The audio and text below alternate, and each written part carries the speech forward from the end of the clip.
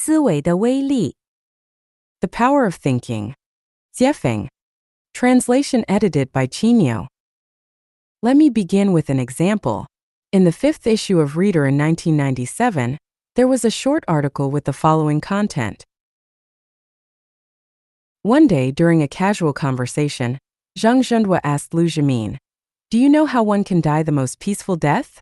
Jimin was at a loss for words. Zhendua remarked, "The best way for someone to die is by falling from an airplane. It's the most peaceful death." Ironically, on October 17, 1958, while leading a cultural delegation to Afghanistan, Zhendua's plane crashed, and he passed away at the age of 61. You must have recognized the power of thinking. Zhang Zhendua's death from falling out of an airplane was not accidental but rather a result of his thinking. There are numerous such instances. You can explore them on your own. Thinking is a form of non-material that communicates with negative cosmic energy. The path ahead of us is not determined by our actions but rather controlled by our thinking. Whether positive or negative, once our thinking is set, the energy of the negative universe will fully align to achieve our goals. I'd rather not delve deeper into this, to prevent others from mastering its laws and causing harm to others. Let me offer a few unique examples for you to ponder or experiment with. Take a piece of paper the size of a bank check and firmly believe in your mind that it's a flawless bank check with the exact amount written on it. Head to the bank to cash it, and the teller will surely comply. However, any trace of doubt in your mind will lead to failure. Lock yourself in a room with closed doors and windows and practice how to exit it. If you eliminate the presence of tangible objects like walls and doors from your thinking, you can easily leave.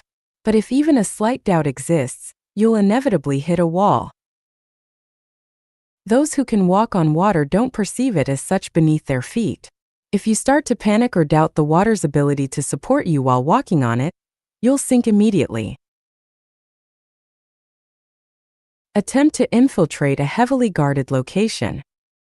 By envisioning yourself as invisible in your mind, you can confidently enter and exit. However, the slightest fear will immediately alert the guards. Stand atop a high-rise building or a cliff's edge and imagine flying to another high point without any tools. Conventional thinking deems it impossible and reckless, yet unconventional thinkers can achieve it. By conventional standards, the aforementioned scenarios are mere fantasies and delusions. If you hold this view, it indicates your normalcy, rationality, and scientific mindset. Finding them intriguing suggests you possess the capacity for unconventional thinking. Recognizing the superficiality of our understanding of the material world implies that such feats are entirely plausible, signifying a departure from conventional thinking. Further development will unveil more mysteries of the universe. Thinking is one of the most potent energies in the cosmos. Those who master it wield boundless power and can invisibly influence life and death. Mastery depends on our self-cultivation, while accessing higher realms hinges on our self-improvement. Here, what I want to declare is 1. When it comes to unusual endeavors, start with the small steps. Don't rush to summon winds and call forth rain or command the wind and clouds right from the start. As your self-cultivation improves, many things will naturally come to fruition. If you're eager for success and attempt to achieve it overnight, pushing hard before it's time, you do so at your own risk. 2. The path to attaining great power is deceptively simple. Once hinted at, it becomes clear. With heightened spiritual power, compassion becomes paramount. Avoid arrogance, complacency, or actions that may harm others. If you stray onto a darker path, don't blame me when regret sets in too late. Should you ever ascend to higher realms, remember the origins of your unconventional thinking in your heart, so as not to violate the rules of heaven and end up like water without a source or a tree without roots.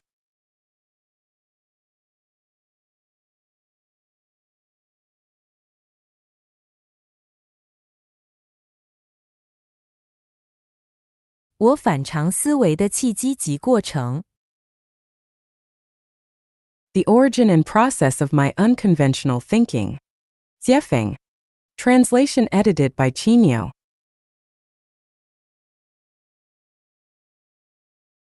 To explain the origins of my unconventional thinking, and to provide insight into the scientific approach to unconventional thinking, let me briefly outline the process through which I began to think unconventionally. The first person to recognize my unconventional thinking was my wife. She always said I was peculiar, different from others, and later she even labeled me as a monster. Because of this, we often couldn't reach a consensus on many family matters due to our different ways of thinking.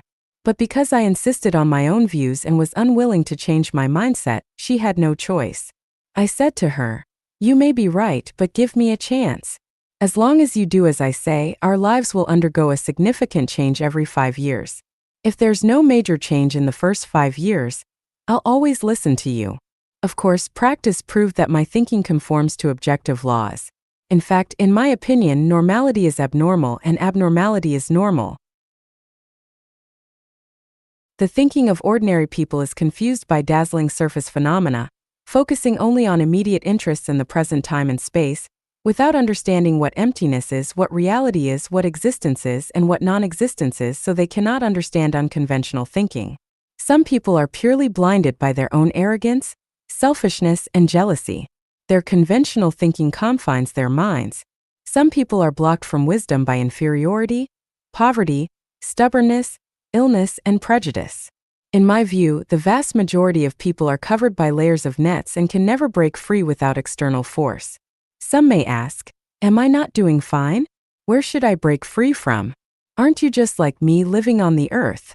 Indeed, I am just like you living on this earth. The difference is that I know why I'm alive, while you are living in confusion. When I die, I know where I'm going, while you may end up in hell. Now let's get back to the point. In the first issue of the Reader's Digest in Gansu, China in 1987, there was a question in a reader survey.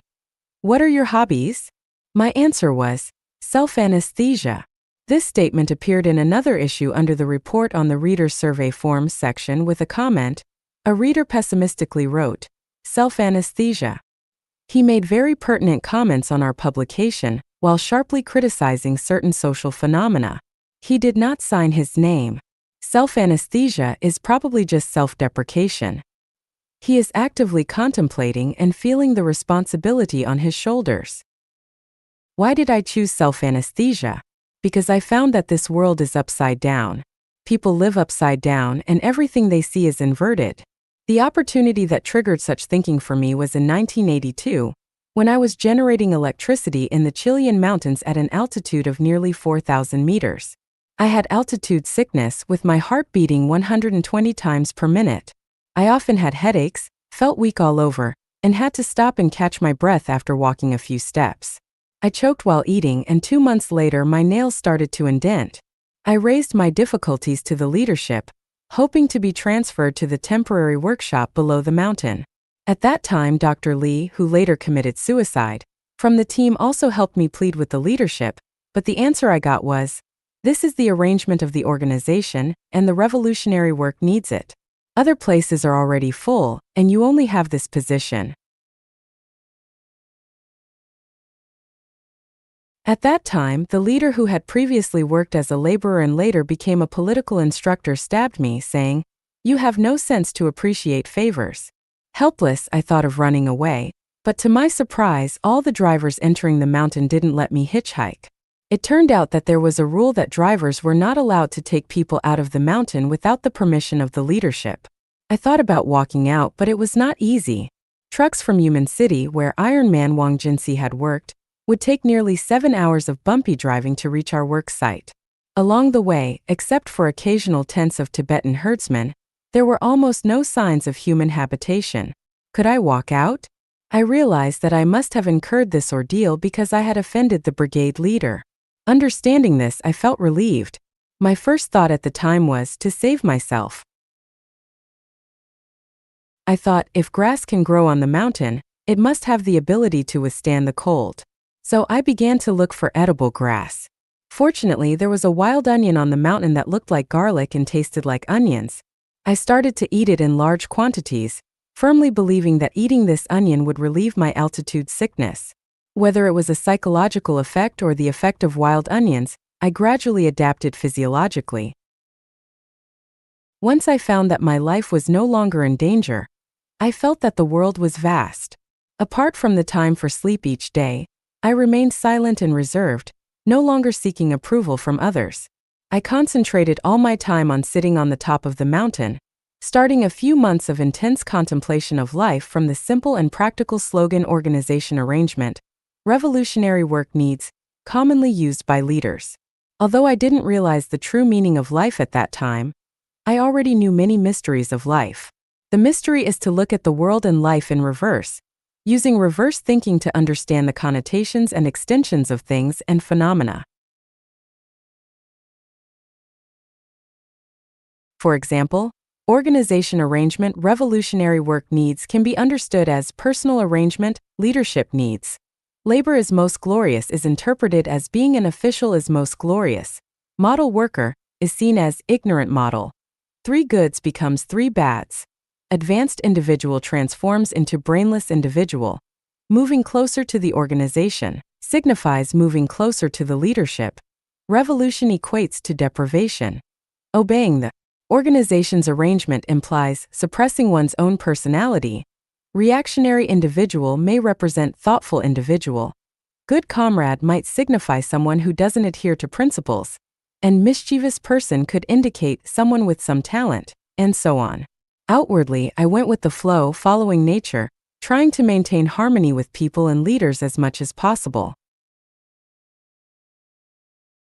Sometimes I also showed off and competed for excellence or the three goods. But inwardly I didn't care about the people and things around me at all. But all this couldn't be discussed with people. Everyone was busy chasing colorful bubbles, and they didn't understand what I was talking about. I thought it was better to self-anesthetize first. 4 years before going abroad, when I was still a middle school teacher, Mr. Li Jungrui, the director of the Lanzhou Information Office, asked me to contract his office. I wrote to him, telling him that I wanted to go abroad first, because my thoughts at the time were out of sync with the times and the surrounding environment, and I was afraid of becoming a frog at the bottom of the well. I could only leave my homeland, go to a foreign country, and breathe different air to verify the correctness and universality of my thinking. Today, my ability to write Life Genuine abroad is the result of unconventional thinking.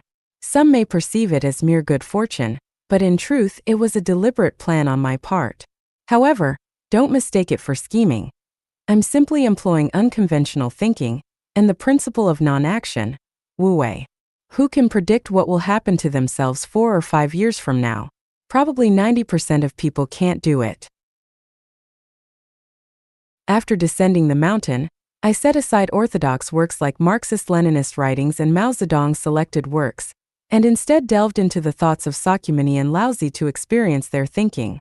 Then I studied the I Ching, Book of Changes, Bagua 8 Trigrams, Chimen Duanjia, the art of becoming invisible Taoist magic, palmistry, chiromancy, astrology, feng shui, 8 characters divination, solar term picking, yin and yang 5 elements, name mysteries, Huangdi Neijing, Yellow Emperor's inner canon, and basic traditional Chinese medicine among others, which are considered by some to be superstitious or unorthodox.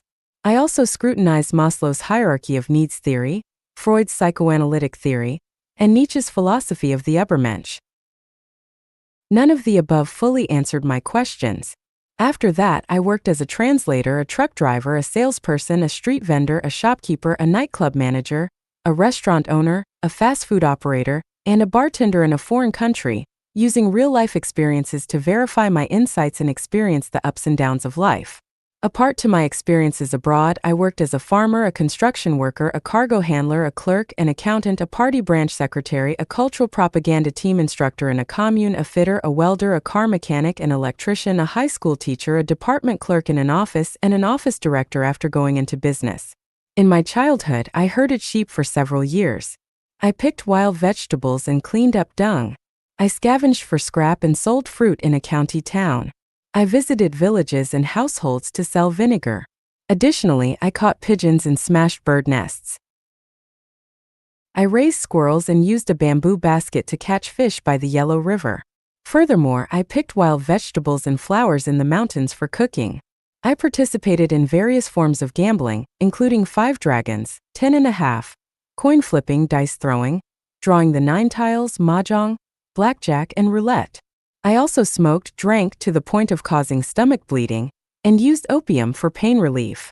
I started dating at the age of 13 and was publicly criticized and warned by the school principal at a school-wide assembly, ridiculed, mocked by classmates, almost dropped out of school, and served as a Red Guard platoon leader during the Cultural Revolution, where I was beaten, resulting in a nosebleed, betrayed by colleagues, deceived by respected individuals, and cheated and extorted by international criminal organization.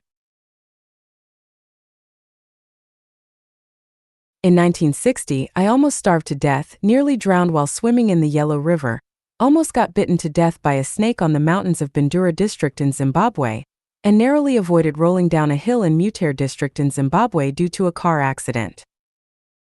The highest-ranking person I ever came into contact with was Prime Minister Zhu Rongji.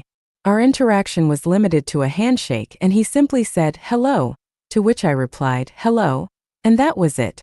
Next was the Minister of Posts and Telecommunications of Zimbabwe, who also served as the chairman of an international organization.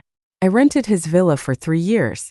During my time abroad, I worked with an American, 2 Botswana nationals, several Zimbabweans for over 6 months, and had extensive business dealings with many Indians, Pakistanis, and a few South Koreans, British, and Portuguese. I spent a considerable amount of time studying, chatting, dining, and going on outings with British and Portuguese individuals. I also established a good friendship with a Brazilian family in Mozambique. I spent 6 months reading through Mao Zedong's selected works volumes 1 to 5 at the party school, and also studied popular science literature volumes 1 to 4.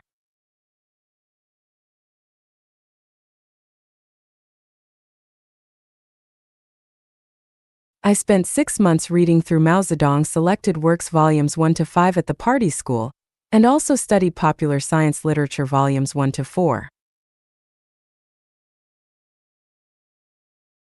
My wide-ranging and colorful experiences, extensive learning, and social engagements did not lead me to fully grasp the essence of life.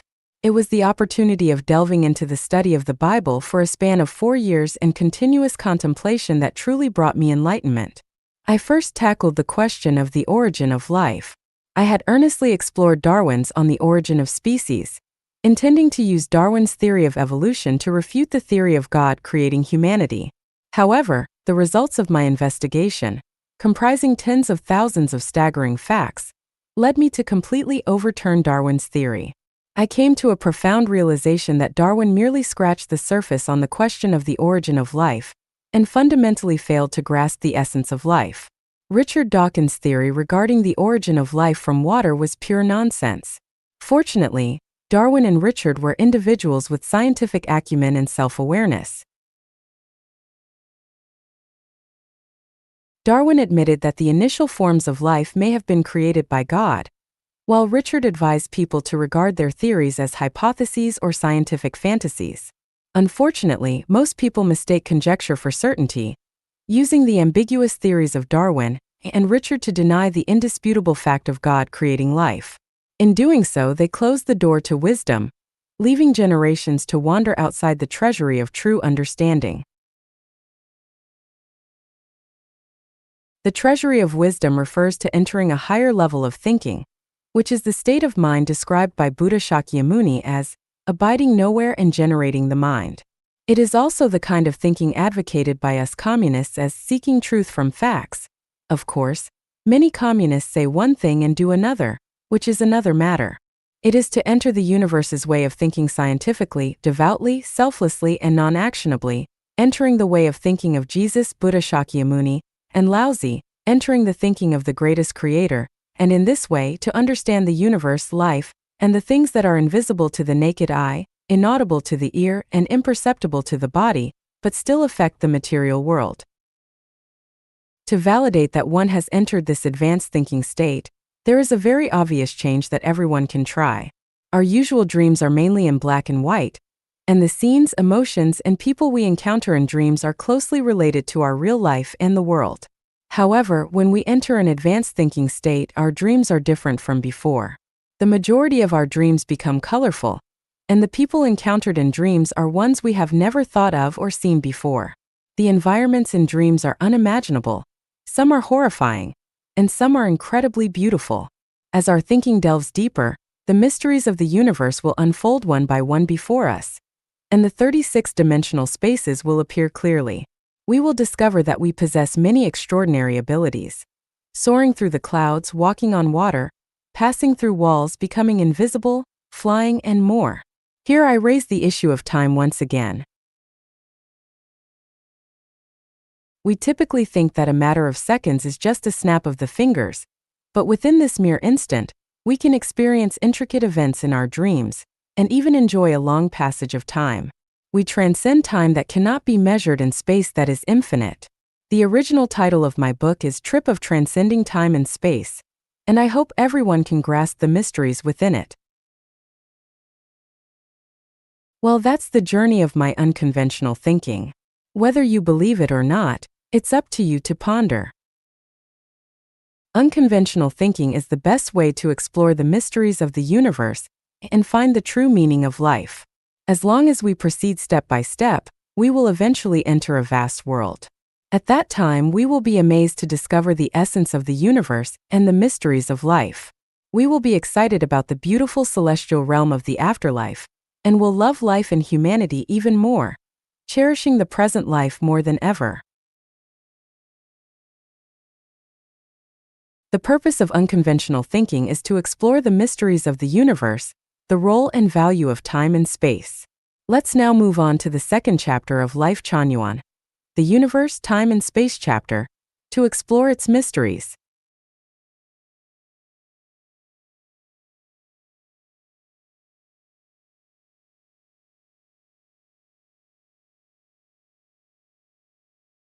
反常思维18条。18 items of unconventional thinking. Jiefeng. October 8, 2005. Translation edited by Chinyo. 1. There is no absolutely closed space. 2. Time does not exist. 3. Everyone is a cell of the greatest creator. 4. Going straight forward, one will return to the origin. 5. You can put on your shoes first and then your socks. 6. Rotating 360 degrees, one cannot return to the origin. 7. Stones can also cross rivers. 8. Life is not life but death, death is not death but life. 9. Parallel lines can intersect. 10. What the eye sees is not real. 11. Human beings cannot manage themselves well. 12. Man has no original sin, only primitivity. 13. Consciousness determines everything. 14. Paradise exists in every possible way. 15.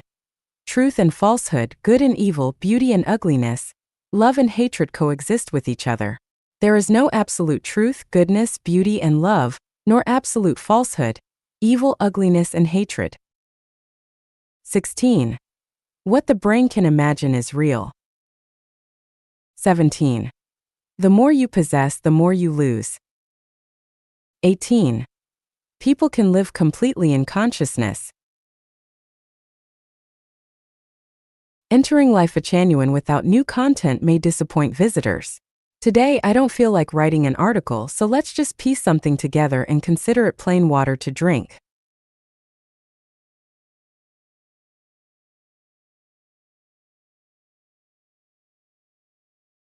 点之间直线最长，曲线最短。Between 2 points the straight line is the longest and the curved one is the shortest. Jiefeng. April 25, 2007. Translation edited by Chinyo. Between 2 points, the shortest distance is a straight line. This is common sense in mathematics and I have no objection. I'm just thinking about it from another angle. I tried to connect the 2 points of Beijing and New York with a straight line because the straight line between the 2 points is the shortest, But after tossing about for a long time, I found that the straight line between the 2 points is the longest. The principle is that the Earth is round, and there is no straight line connection between any 2 points. Once you want to connect with a straight line, the connection must go straight out along the tangent, and it is difficult to connect with another point. Only a curved connection represents the shortest distance.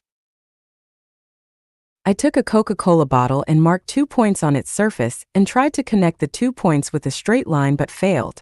The result still proved that the straight line between the 2 points was the longest, and the curve was the shortest. As a result of various thinking and experiments, it is found that the conclusion that the straight line between 2 points is the shortest only holds true in two-dimensional space, and beyond the two-dimensional plane, this conclusion becomes invalid. In addition, this conclusion is valid in theory but not in practice. That is to say, 2 points that are not in the same dimension cannot be connected by a straight line. The more you want to use a straight line to connect, the farther the distance will be. At the same time, what is correct in theory cannot be applied in practice. What will be the result of extending this discovery to other fields? In the field of thought, 2 points cannot be connected by a straight line. For example, the thoughts of Jesus, Buddha, Laozi, Muhammad, Marx, Lenin, Mao Zedong, Osho, Seth, etc. represent points that cannot be linearly linked. The shortest distance is a curved line. In the social field, such as the systems of the United States and China, there is no straight line between these 2 points, the shortest is only the curved one. In the field of belief, such as atheism and theism, evolution and creation, idealism and materialism, cannot be connected in a straight line. In human culture, for example, the values of Eastern and Western cultures cannot be linearly connected. In terms of love, the more direct the connection, the shorter the lifespan. A winding path leads to a hidden spot. A meditation chamber lies deep within the flowering trees. The more curved, the more nerve-wracking, the tastier. In terms of happiness, the more you want to get happiness in a straight line, the less you can get happiness. Many people have walked for a lifetime, and finally find that the more direct road is the farthest way from happiness, and it does not lead to any destination. In fact, the Chinese know the truth of the curve best. Bribery is not done directly to oneself, but through his wife, his sisters, or his wife's sisters. It is not necessarily the bribe being as money, but to provide convenience for profit. They do not go directly to the office to ask for help but invite people to go to the hotel first to talk about it. Although they are anxious, they pretend to be okay. Strategies such as playing hard to get, relieving the state of Zhao by besieging the state of Wei, crossing the sea under camouflage, making a feint to the east and attacking in the west, advancing secretly by an unknown path, resurrecting a dead soul by borrowing a corpse, abusing the locust tree while pointing to the mulberry, stealing the beams and pillars and replacing them with rotten timbers, using seductive women to corrupt the enemy, sowing discord among the enemy, etc. all exemplify taking indirect paths to achieve one's goals. The more curved the road of life, the better, and the more direct, the worse. What's so good about being born without experiencing anything and going straight to the grave? Falling in love today, getting married tomorrow, having a baby the day after tomorrow, and dying the day after tomorrow's tomorrow, what good is there? Eat, go to work, sleep, eat again, go to work again, sleep again, what good is there? What's so good about staying the same? A great man once said, "While the prospects are bright, the road has twists and turns." Reversing of this sentence is a truth. The road has twists and turns, but the prospects are bright. At least it makes more sense. The same is true in the field of life. If a master were to reveal the mysteries of life directly, and we were to journey to the Elysium Islands continent tomorrow, firstly, we would be unable to reach them, and secondly, we would miss out on the rich and diverse experiences of life. If you are having fun, laughing, playing, laughing and joking, feeling, undergoing and experiencing, it looks like a curve, not direct, but the actual situation is the straight line between 2 points is the longest and the curve is the shortest. I like unconventional thinking and regard the normal as abnormal, and the abnormal as normal. As a result, thinking can extend to infinitely strange and broad fields and often have the feeling of just as the weary traveler despairs of finding a road, lo, a village appears and the shade of willows and riotous flowers beckon. Often think from a different perspective. Often look at things upside down. This enlivens your spirit. Hee hee.